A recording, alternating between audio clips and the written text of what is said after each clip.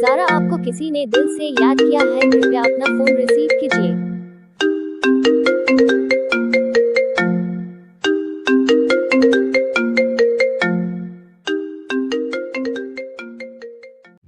ऐसे ही और रिंगटोन बनवाने के लिए अपना नाम कमेंट में ज़रूर लिखें।